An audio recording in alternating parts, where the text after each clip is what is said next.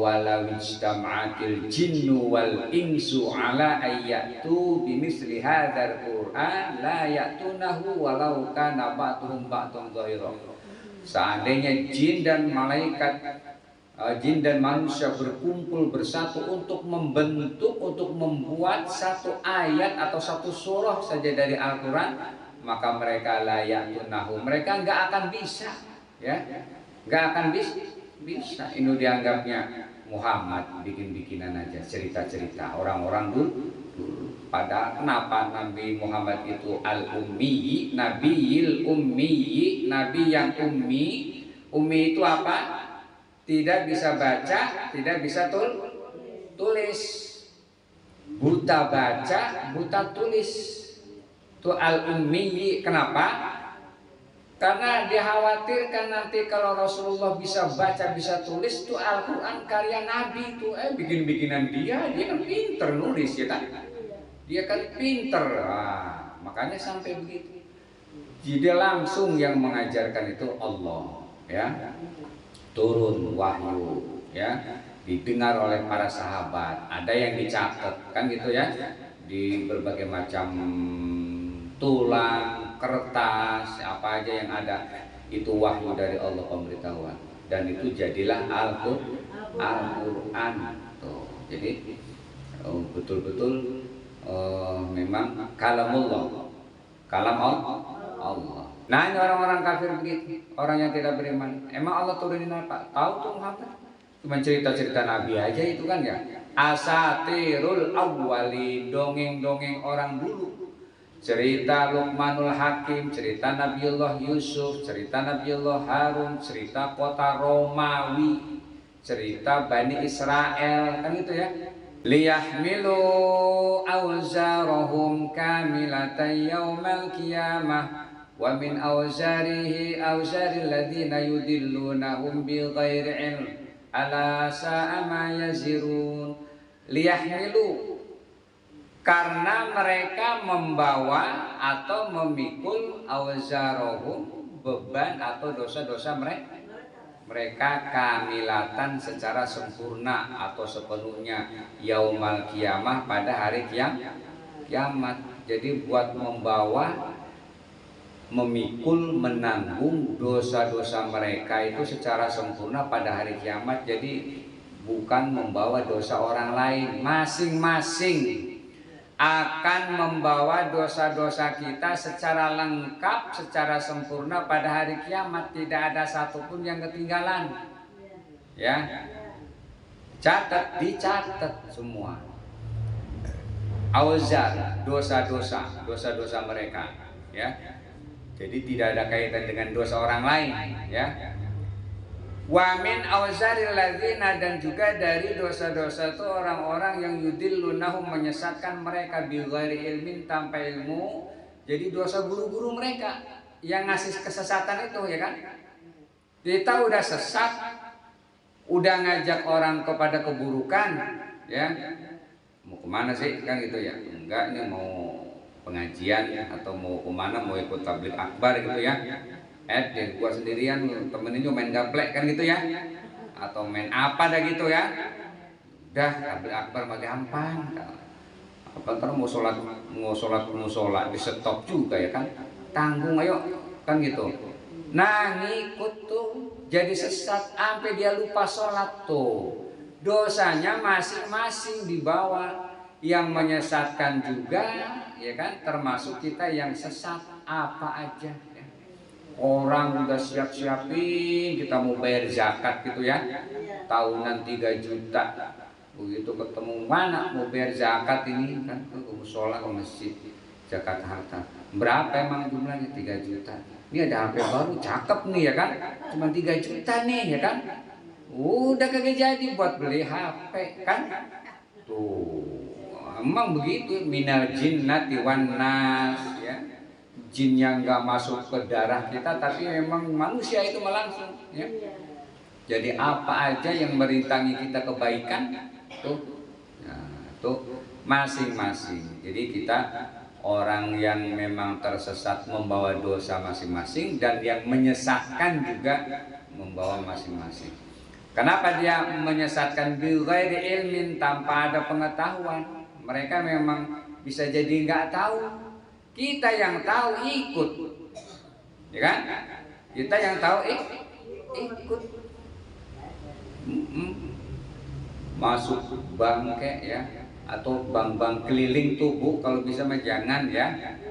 Bank-bank keliling yang butuh berapa, 1 juta 2 juta itu ya, yang nanti dicatetin, nanti kalau minjem 1 juta mulanginya 1.200.000 ya kan. Loh, orang memang dalam kondisi begini kepepet mulu ya kan. Udah tuh, itu riba ya.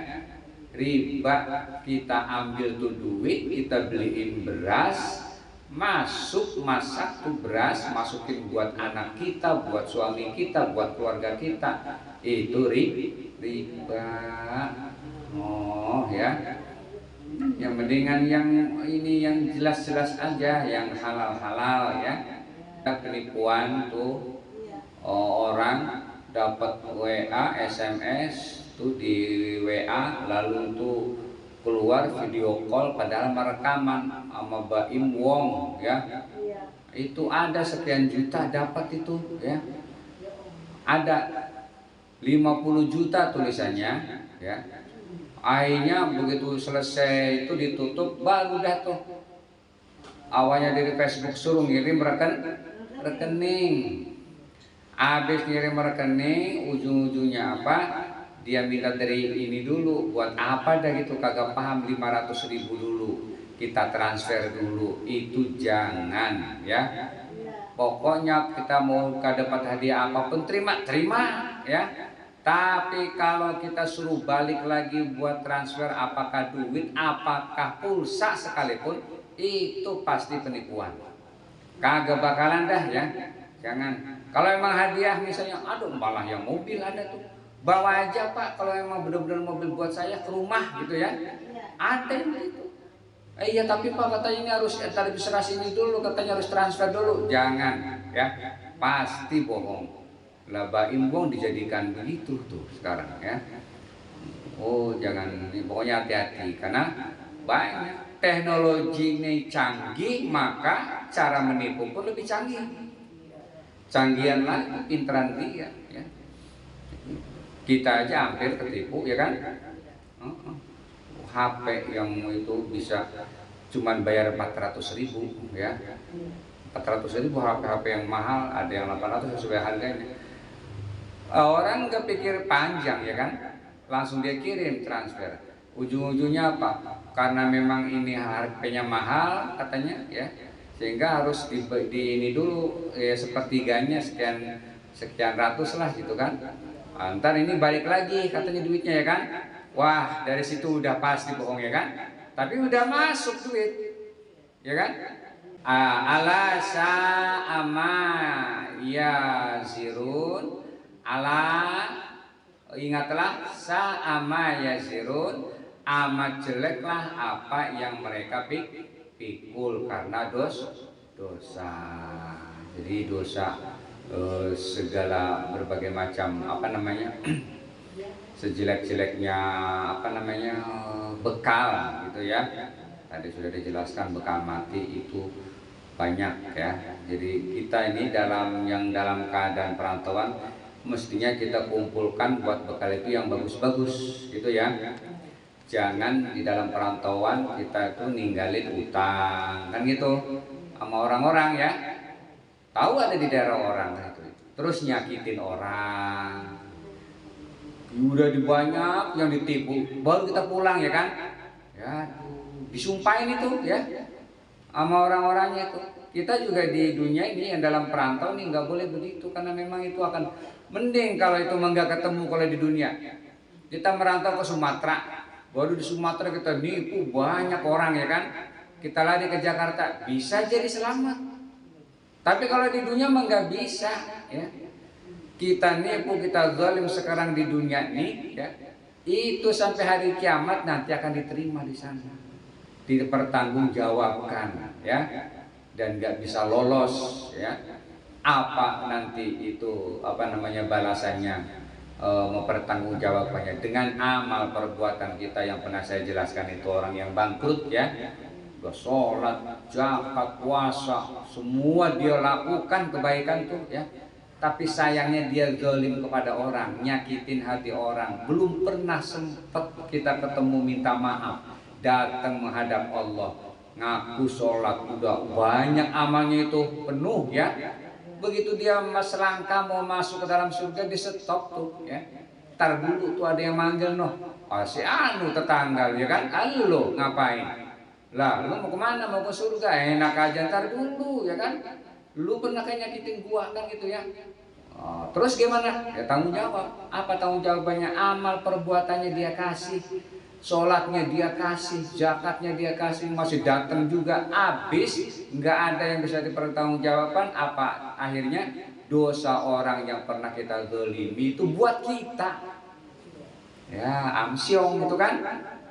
Bahwa pahala banyak, habis malah dosa orang masuk ke kita tuh.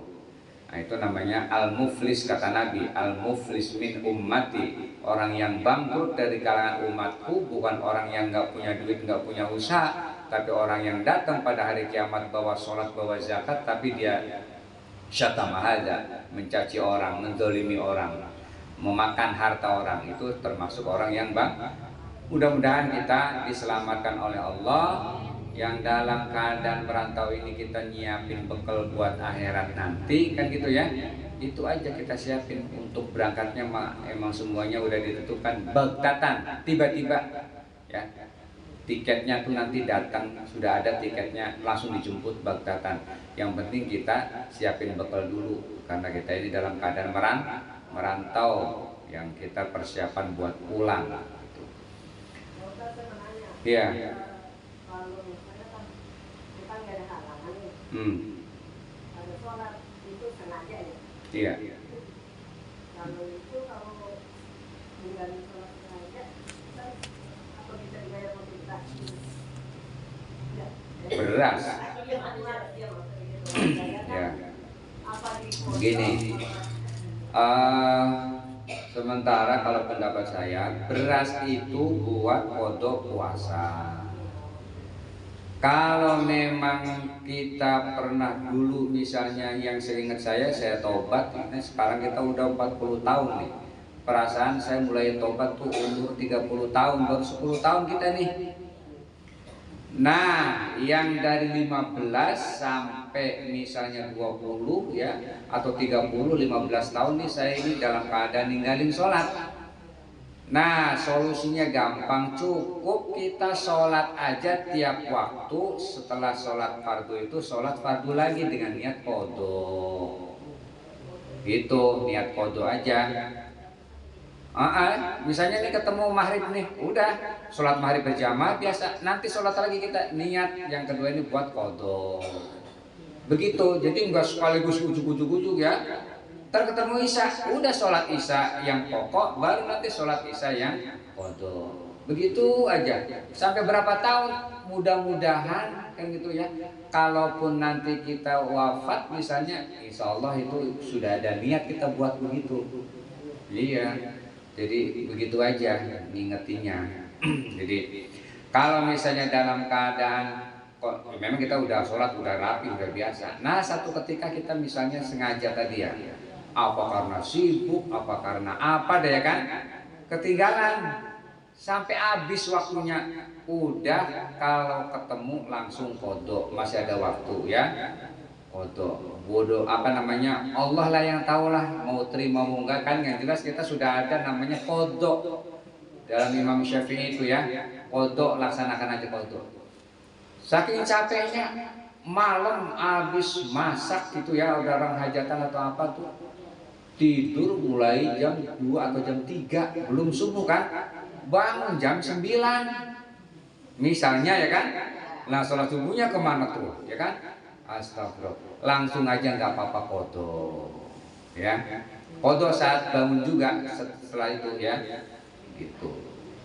Tapi nggak usah pakai ngundang orang. Nih gua mau sholat nih ya kan, kirain sholat duha tahu pakai kunut. Nah ya begitu. Nah, kalau untuk yang jangka panjang kayak tadi aja, setiap waktu ya. Sampai berapa tahun? Ya tergantung kita berapa tahun. Oh, cuma 5 tahun. Udah 5 tahun saya ini dari tahun 2025 sampai ketemu tahun 2030 saya sholatnya 2 rakaat terus yang dengan niat qadha. Baru tuh selesai ya. Itu mudah-mudahan diterima. Selesai. Udah sholatnya normal biasa lagi ya. Begitu. Yang ya buat fidyah puasa. Orang yang memang sudah tidak memungkinkan puasa, silakan itu dengan fidyah. Atau kalau kita misalnya punya orang tua lalu tanya, Bu, ninggalin puasa berapa bulan? Kan gitu ya. Udah seingat saya 2 tahun ini aja nih, 2 bulan ke 2 tahun kan sakit ya kan. Kayaknya 2 bulan deh. Nah, silahkan anaknya mengganti dengan puasa. Langsung itu ya maksudnya ya. Siapa yang sanggup? Kamu sanggup puasa ini? Boleh ya. Anak yang nggak pakai fidyah nggak diqadha sama anaknya. Itu bisa diqadha. Nih anaknya yang pertama yang sebulan ya, nanti yang sebulan saya. Itu boleh. Saya mah nggak mau begitu, udah kita bayar aja fidyah, boleh ya. Boleh juga dibayar dengan fidyah, 1 harinya 1 mud ya, 1 mud ya. Kalau bahasa ininya ukuran makan ini, makan yang layak buat 1 orang gitu ya. Ya apa 50.000 kan gitu ya, sesuai dengan ini. Mud kan 3,5 liter ya, apa 2,5-an? Iya sekitar itu.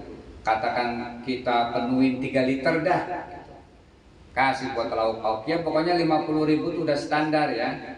Kalau beras jadi itu 3 liter sama sisanya buat lauk cukup. Jadi 1 hari 50.000 dikasihlah buat fakir miskin gitu. Nah itu namanya fidyah. Walaupun nggak pakai bahasa Arab, saya niat fidyah li ini nggak apa-apa, insya Allah sah ya. Ya Allah, nih anak-anak ya, ini saya mau bayar fidyah nih buat ibu saya 2 bulan. Jadi ini jumlahnya 60 mud kan gitu ya, 60 mud. Tapi kalau di daerah Pondok Kelapa itu ada itu ininya, cara-caranya itu transaksinya di sekian karung ya kan. Nanti ada yang nerima perwakilannya 1 tuh, dia suruh dia terima dulu baru dia bagiin kepada jamaah ya. Itu ada